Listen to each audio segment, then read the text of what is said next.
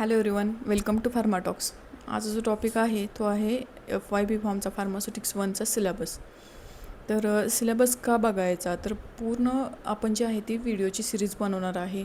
म्हणजे जर का फार्मास्युटिक्स 1 आहे तर त्याच्या सगळ्या सिलेबसचे व्हिडिओ तुम्हाला मिळणार आहेत. मी आधी व्हिडिओ टाकलेत काही, पण तेव्हा माझ्या लक्षात आलं नाही की आधी सिलेबस अपलोड केला पाहिजे. त्यासाठी मी आज हा सिलेबस अपलोड करते, जेणेकरून तुमच्या लक्षात येईल की काय काय येणार आहे फर्स्ट म्हणजे फार्मास्युटिक्स 1मध्ये. तर चला वेळ वाया न घालवता व्हिडिओ चालू करूयात. फार्मास्युटिक्स 1चा सिलेबस काय काय आहे हे आपण आता बघूयात. मी इथं PPTमध्ये सिलेबस लावलेला आहे जो फार्मास्युटिक्स 1चा आहे तो.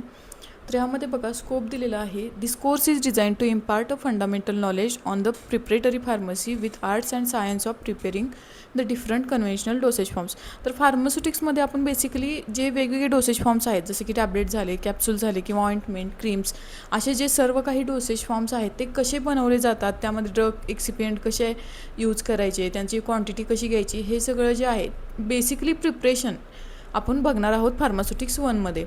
ह्याचं जे ऑब्जेक्टिव्ह आहे ते बघा, know the history of profession of pharmacy प्रोफेशनची हिस्ट्री तुम्हाला लक्षात येणार आहे. Understand the basics of different dosage form, pharmaceutical incompatibilities and pharmaceutical calculations. आता डोसेज फॉर्म्स वेगवेगळे आहेत ते समजून घेणार आहात तुम्ही. त्यानंतर फार्मास्युटिकल इनकम्पॅटिबिलिटीज म्हणजे जर का डोसेज फॉर्मचे त्यांच्यामध्ये इनकम्पॅटिबिलिटी, ड्रग कसे इनकम्पॅटिबल होऊ शकतात किंवा ड्रग एक्सिपियंट कशी इनकम्पॅटिबल म्हणजे एकमेकांसोबत राहू शकत नाहीत, काहीतरी प्रॉब्लेम येईल, ह्या इनकम्पॅटिबिलिटीज आपण बघणार आहोत. तसंच कॅल्क्युलेशन म्हणजे डोस कसा कॅल्क्युलेट केला जातो एखाद्या पेशंटला द्यायला, किंवा जे डोसेज फॉर्म आहे तो बनवताना जे काही कॅल्क्युलेशन्स असतात ते आपण शिकणार आहोत.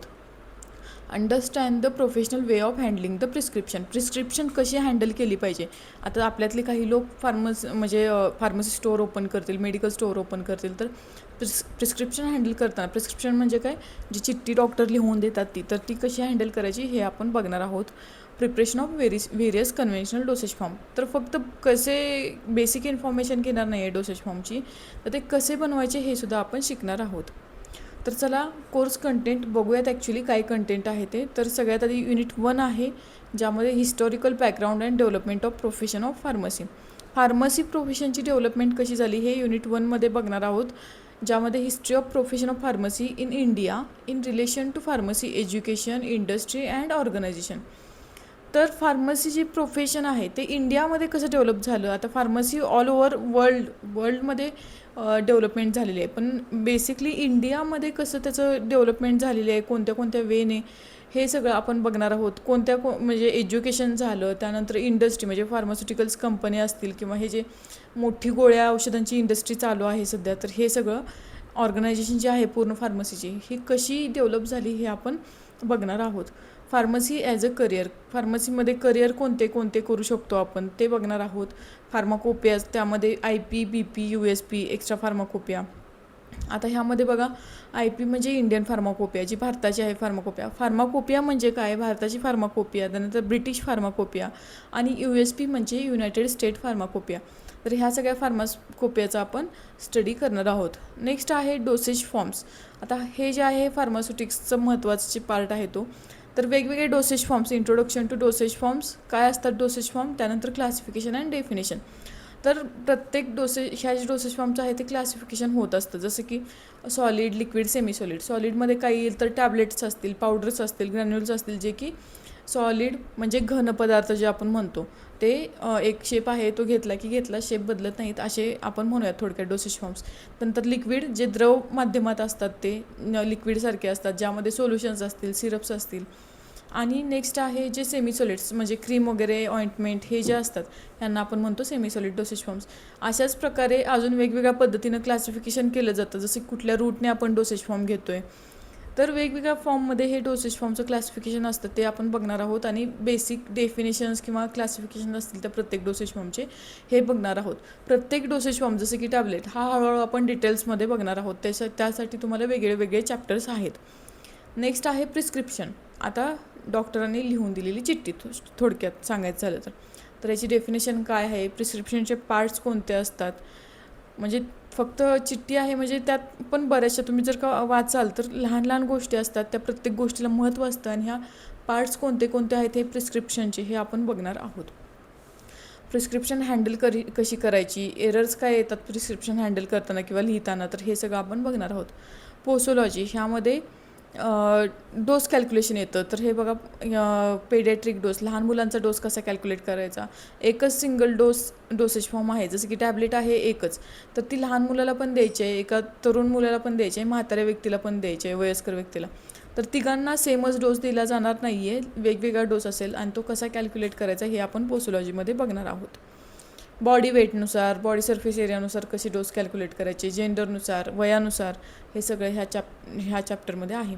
नेक्स्ट आहे युनिट 2. ह्यामध्ये बघा pharmaceutical calculations, weights and measures शिकणार आहोत. त्यामध्ये इम्पेरियल सिस्टीम काय असते, मेट्रिक सिस्टीम काय असते, मोजण्याची हे मोजमाप करण्याच्या ह्या सिस्टीम्स आहेत, इम्पेरिकल, मेट्रिक, तर ह्या कशा असतात हे आपण बघणार आहोत. Calculations involving percentage solutions, alligations, proof spirits, isotonic solution based on freezing point and molecular weight, तर ह्या सगळ्या गोष्टींच्या आपण डिटेल्स बघणार आहोत. नेक्स्ट आहे पावडर्स काय आहेत, त्यांची डेफिनेशन असेल, क्लासिफिकेशन असेल, ॲडव्हान्टेजेस, डिसॲडव्हान्टेजेस, सिम्पल आणि कंपाऊंड पावडर्स, हे सगळं बघणार आहोत. आता तुम्हाला सांगायचं तर ह्यावरती ऑलरेडी व्हिडिओ आपल्या चॅनलवरती आहे, तर तो तुम्ही बघू शकता. त्यानंतर ऑफिशियल प्रिपरेशन, वेगवेगळ्या पावडरचे प्रिपरेशन कसे करायचे, डस्टिंग पावडरचं प्रिपरेशन कसं करायचं, तर हे सगळं आहे. ह्या effervescent, efflorescent and hygroscopic powder, eutectic mixture, geometric dilutions, हे सगळं शिकणार आहोत आपण. जिओमेट्रिक डायल्युशन्स म्हणजे पावडर्स असतात आणि ते लिक्विडमध्ये मिक्स करून नंतर अँटीबायोटिक डोसचा असतो लहान मुलाचा, तर ते कसे घ्यायचे हे सगळं आपण बघणार आहोत. नेक्स्ट आहे लिक्विड डोसेज फॉर्म्स. तर लिक्विड डोसेज फॉर्म जसे की सिरप असतील किंवा सोल्युशन्स असतील, तर ते कसे बनवायचे, त्यांचे ॲडव्हान्टेजेस काय, डिसॲडव्हान्टेजेस काय, त्यामध्ये कुठले एक्सिपियंट वापरले जातात, हे सगळं ह्या लिक्विड डोसेज फॉर्ममध्ये बघणार आहोत. सोल्युबिलिटी कशी वाढवायची, आता लिक्विड डोसेज फॉर्म आहे पण त्यामध्ये पावडर पण एखादी, ड्रग पण एखादा मिक्स केला जाऊ शकतो, तर त्याची सोल्युबल व्हायला पाहिजे, डिझॉल्व्ह व्हायला पाहिजे पूर्णतः. मग नसेल होत तर अशा वेळेला काय टेक्निक वापरता येईल, हे सगळं आपण ह्या लिक्विड डोसेज फॉर्ममध्ये शिकणार आहोत. नेक्स्ट आहे युनिट 3. यामध्ये monophasic liquids, biphasic liquids, suspension, emulsion.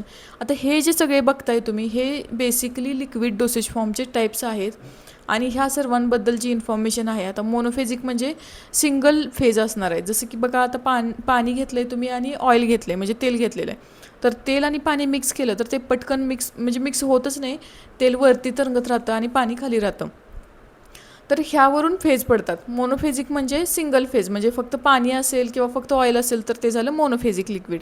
बायफेजिक म्हणजे ज्यामध्ये दोन्ही पण वापरलेलं आहे, पाणी आणि ऑइल, आणि ते प्रॉपरली मिक्स करून एक त्याचा डोसेज फॉर्म बनवलेला आहे, सेपरेट ज्या त्या दोन फेज आहेत ते न होता, तर ह्याला आपण म्हणतो बायफेजिक लिक्विड. सस्पेन्शन झाले, इमल्शन झाले, तर हे बायफेजिक लिक्विडचे टाईप्स आहेत. हे हळूहळू आपण बघूयात काय असतं ते.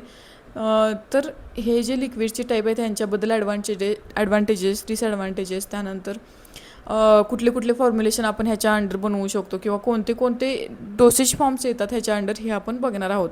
जसं की इथे दिले बघा, मोनोफेजिक लिक्विडमध्ये थ्रोट पेंट, इयर ड्रॉप्स, हे सगळे लिक्विड डोसेज फॉर्म्स येणार आहेत. युनिट 4मध्ये बघा सपोजिटरीजचे टाईप्स, ॲडव्हान्टेजेस, डिसॲडव्हान्टेजेस, हे सगळं आपण बघणार आहोत. बेस कोणता वापरला जाऊ शकतो. आता हे सपोजिटरीज असतात, ह्या बेसिकली व्हजायनल कॅव्हिटीमध्ये प्लेस केलेल्या असतात आणि त्या हळूहळू वितळत जातात आणि त्याचा इफेक्ट दाखवतात. तर ह्या सपोजिटरीज कशा असतात हे सगळं आपण बघणार आहोत. त्यानंतर फार्मास्युटिकल इनकम्पॅटिबिलिटीज म्हणजे काय, तर कोणत्या इनकम्पॅटिबिलिटीज होऊ शकतात, मागाशी सांगितल्याप्रमाणे फिजिकल, केमिकल, ह्यांची डेफिनेशन आणि क्लासिफिकेशन आपण बघणार आहोत. आणि लास्ट आहे unit 5 semi solid dosage form, ज्यामध्ये अगेन मी म्हटलं तसं क्रीम असतील किंवा इतर कोणते ऑइंटमेंट असतील, पेस्ट असतील, जेल असतील. आता हे सगळ्या क्रीम ज्या तुम्ही वेगवेगळ्या बघता त्या फक्त क्रीम ह्या कॅटेगरीमध्ये मोडत नाहीत, त्यांच्या बेसनुसार आणि कोणत्या टाईप पद्धतीने त्या बनवलेत त्यावरून त्यांचे डोसेज फॉर्म ठरतात, जसं की ऑइंटमेंट, जेल, क्रीम इत्यादी. तर हे सगळे जे डोसेज फॉर्म आहेत सेमी सॉलिड डोसेज फॉर्म, ते आपण बघणार आहोत. आय होप तुम्हाला हा सिलेबस समजला असेल. खूप जास्त काही रॉकेट सायन्स नाही आहे, फक्त आयडिया यावी तुम्हाला. आणि हे फार्मास्युटिक्स 1चा जो सिलेबस आहे त्याचे आपण सर्व व्हिडिओ रिलीज करणार आहोत हळूहळू, आणि ते तुम्ही नक्की बघा, म्हणजे तुम्हाला एक्झामच्या दृष्टीनं ते सोपं पडेल. आणि काही डाऊट्स असतील तर तुम्ही कमेंट्समध्ये टाकत चला आणि चॅनलला सबस्क्राईब करायला विसरू नका. थँक्यू.